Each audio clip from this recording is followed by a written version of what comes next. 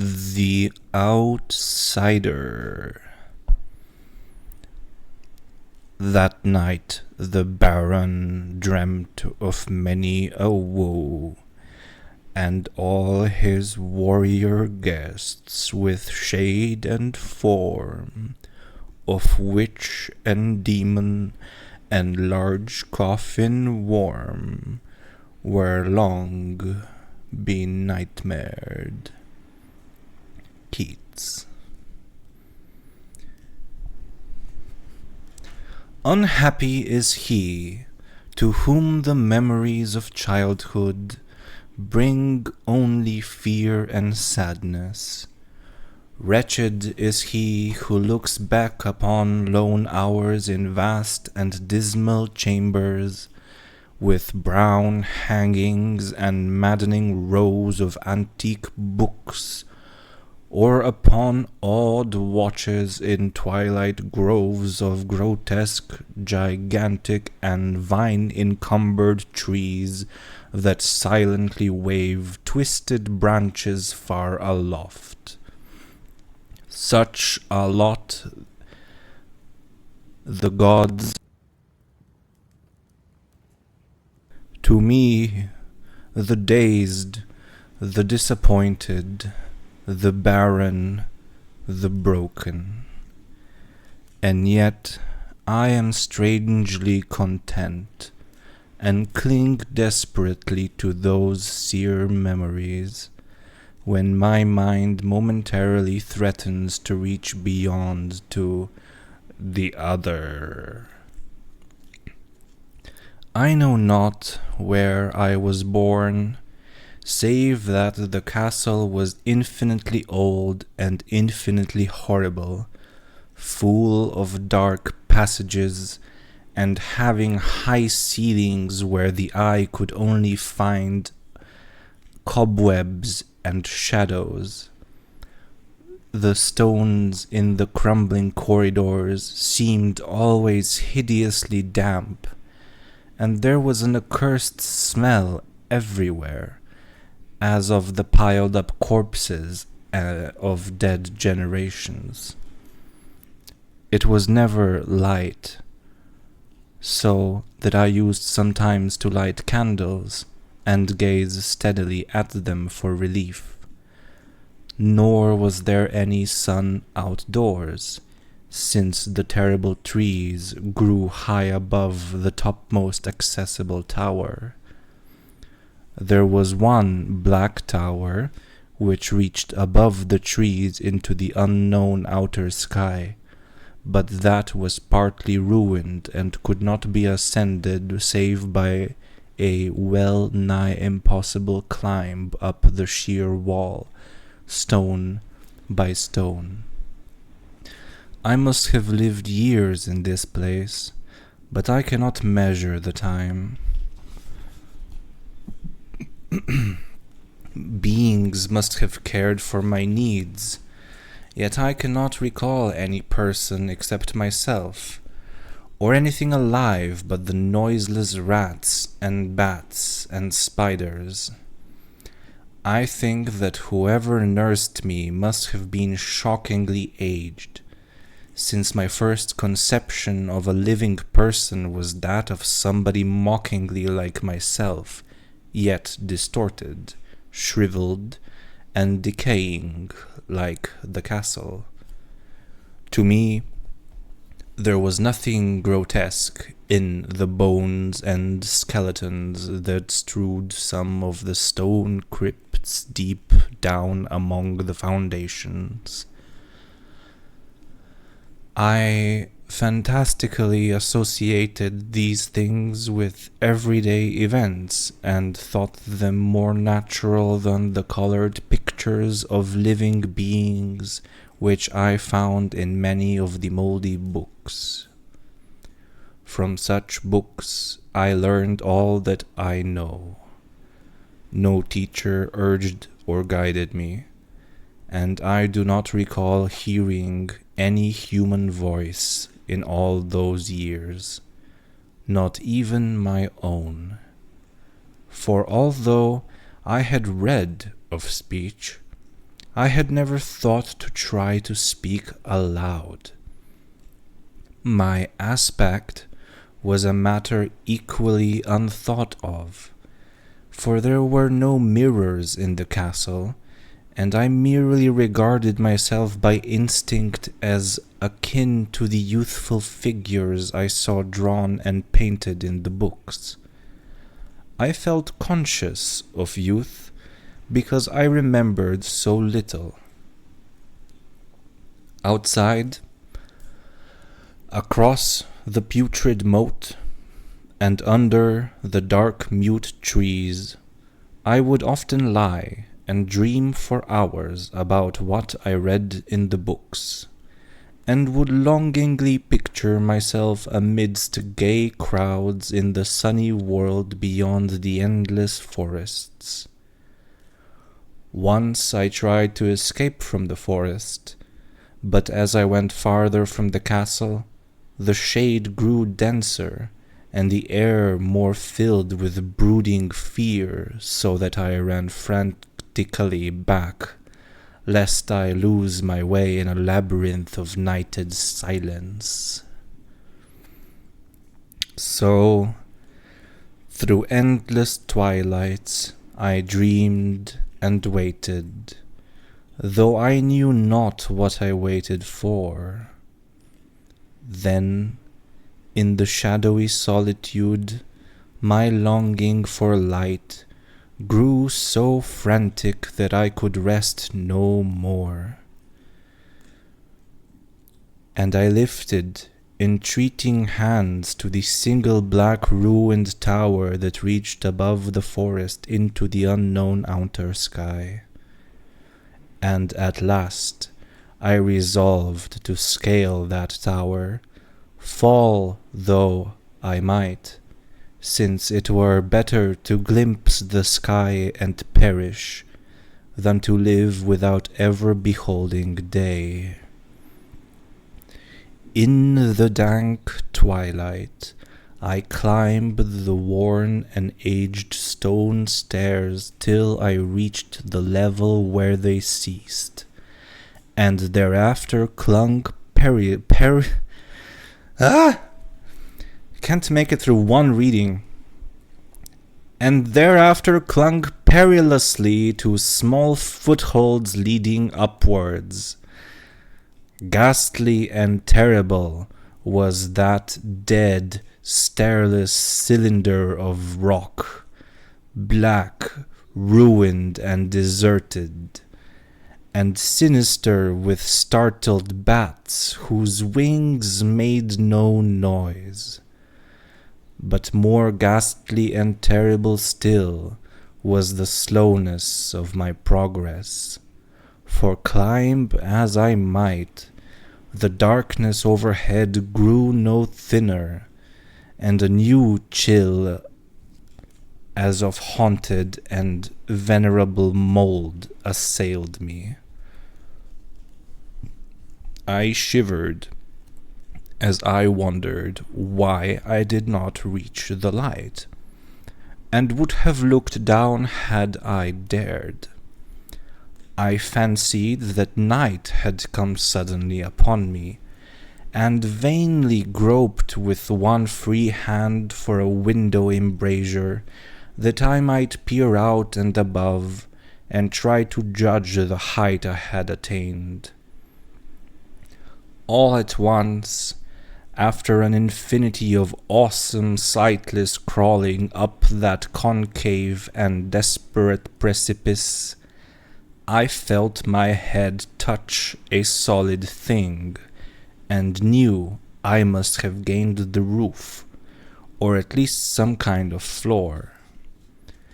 In the darkness, I raised my free hand and tested the barrier, finding it stone and immovable. Then came a deadly circuit of the tower, clinging to whatever holds the slimy wall could give, till finally my testing hand found the barrier yielding, and I turned upward again, pushing the slab or door with my head as I used both hands in my fearful ascent. There was no light revealed above, and as my hands went higher, I knew that my climb was for the nonce ended, since the slab was the trapdoor of an aperture leading to a level stone surface of greater circumference than the lower tower, no doubt the floor of some lofty and capacious observation chamber. I crawled through carefully and tried to prevent the heavy slab from falling back into place, but failed in the latter attempt. As I lay, exhausted on the stone floor, I heard the eerie echoes of its fall, but hoped when necessary to pry it up again. Believing I was now at prodigious height, far above the accursed branches of the wood, I dragged myself up from the floor and fumbled about for windows that I might look for the first time upon the sky and the moon and the stars of which I had read. But on every hand I was disappointed, since all that I found were vast shelves of marble, bearing odious oblong boxes of disturbing size. More and more I reflected, and wondered what hoary secrets might abide in this high apartment so many eons cut off from the castle below. Then, unexpectedly, my hands came upon a doorway, where hung a portal of stone rough with strange chiseling. Trying it, I found it locked, but with a supreme burst of strength, I overcame all obstacles and dragged it open inward. As I did, so there came to me the purest ecstasy I have ever known, for shining tranquillity through an ornate grating of iron, and down a short stone passageway of steps that ascended from the newly found doorway, was the radiant full moon, which I had never before seen save in dreams and in vague visions I dared not call memories. Fancying now that I had attained the very pinnacle of the castle, I commenced to rush up the few steps beyond the door, but the sudden veiling of the moon by a cloud caused me to stumble, and I felt my way more slowly in the dark. It was still very dark when I reached the grating, which I tried carefully and found unlocked, but which I did not open for fear of falling from the amazing height to which I had climbed. Then the moon came out. Most demoniacal of all shocks is that of the abysmally unexpected and grotesquely unbelievable. Nothing I had before undergone could compare in terror with what I now saw, with the bizarre marvels that sight implied. The sight itself was as simple as it was stupefying, for it was merely this. Instead of a dizzying prospect of treetops seen from a lofty eminence, there stretched around me on the level through the grating nothing less than the solid ground, decked and diversified by marble slabs and columns, and overshadowed by an ancient stone church whose ruined spire gleamed spectrally in the moonlight. Half unconscious, I opened the grating and staggered out upon the white gravel path that stretched away in two directions. My mind, stunned and chaotic as it was, still held the frantic craving for light, and not even the fantastic wonder which had happened could stay my course. I neither knew nor cared whether my experience was insanity, dreaming, or magic, but was determined to gaze on brilliance and gaiety at any cost. I knew not who I was or what my surroundings might be, though as I continued to stumble alone, I became conscious of a kind of fearsome latent memory that made my progress not wholly fortuitous. I passed under an arch, out of that region of slabs and columns, and wandered through the open country, sometimes following the visible road, but sometimes leaving it curiously to tread across meadows where only occasional ruins bespoke the ancient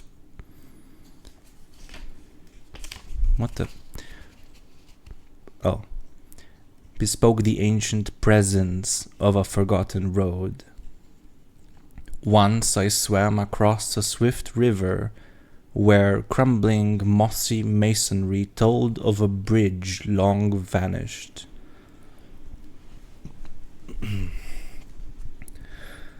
Over 2 hours must have passed before I reached what seemed to be my goal, a venerable ivied castle in a thickly wooded park, maddeningly familiar, yet full of perplexing strangeness to me.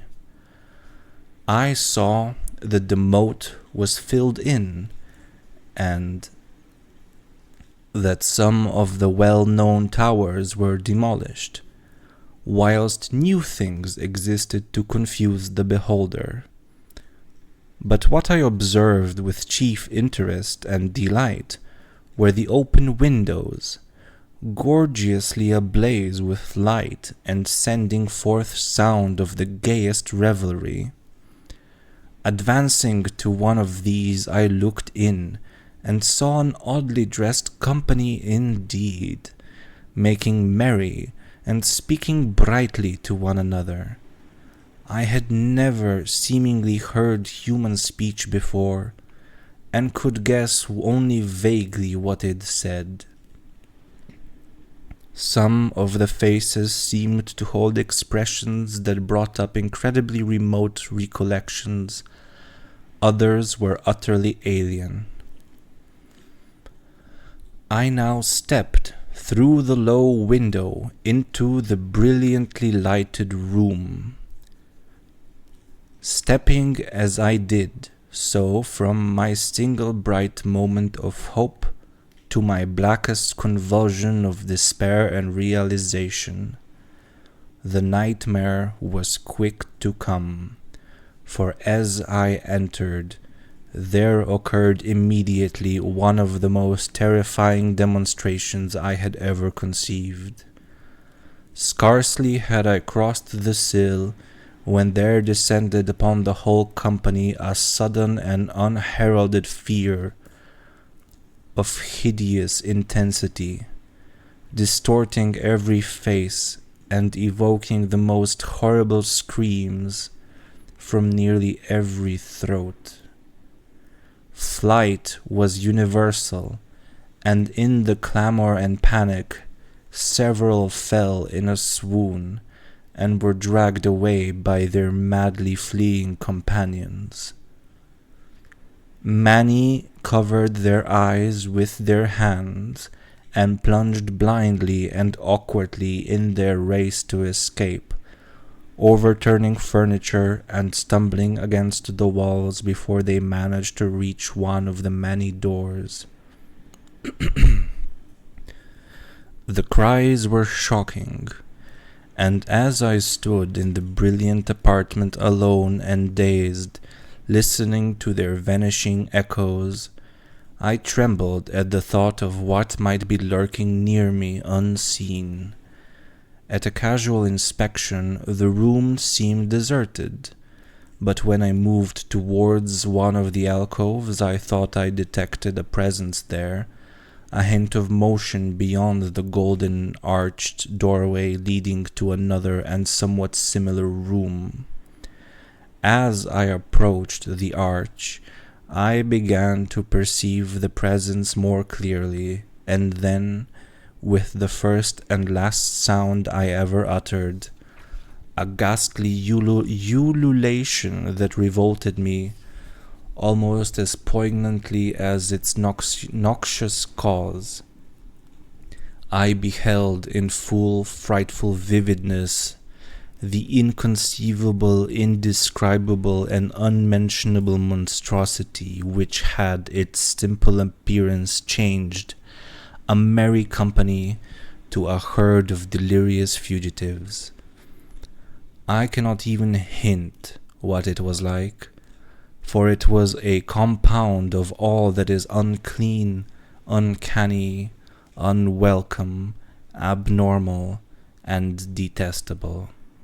It was the ghoulish shade of decay, antiquity, and dissolution, the putrid dripping eidolon of unwholesome revelation, the awful bearing of that which the merciful earth should always hide. God knows it was not of this world, or no longer of this world, yet to my horror I saw in its eaten away and bone-revealing outlines a leering, abhorrent travesty on the human shape, and in its moldy, disintegrating apparel, an unspeakable quality that chilled me even more. I was almost paralyzed, but not too much so to make a feeble effort towards flight, a backward stumble which failed to break the spell in which the nameless, voiceless monster held me. My eyes, bewitched by the glassy orbs which stared loathsomely into them, refused to close, though they were mercifully blurred indistinctly after the first shock. I tried to raise my hand and to shut out the sight, yet so stunned were my nerves that my arm could not fully obey my will. The attempt, however, was enough to disturb my balance, so that I had to stagger forward several steps to avoid falling. As I did so, I became suddenly and agonizingly aware of the nearness of the carrion thing, whose hideous hollow breathing I half fancied I could hear.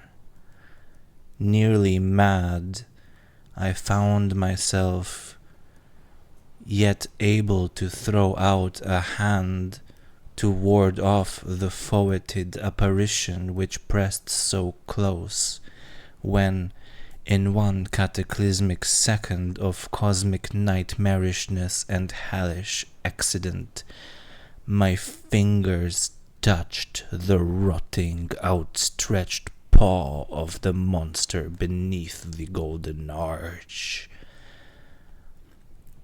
I did not shriek, but all the fiendish ghouls that ride the night wind shrieked for me, as if in that same second there crashed down upon my mind a single and fleeting avalanche of soul-annihilating memory. I knew in that second all that had been. I remembered beyond the frightful castle and the trees, and recognized the altered edifice in which I now stood. I recognized, most terrible of all, the unholy abomination that stood leering before me as I withdrew my sullied fingers from its own.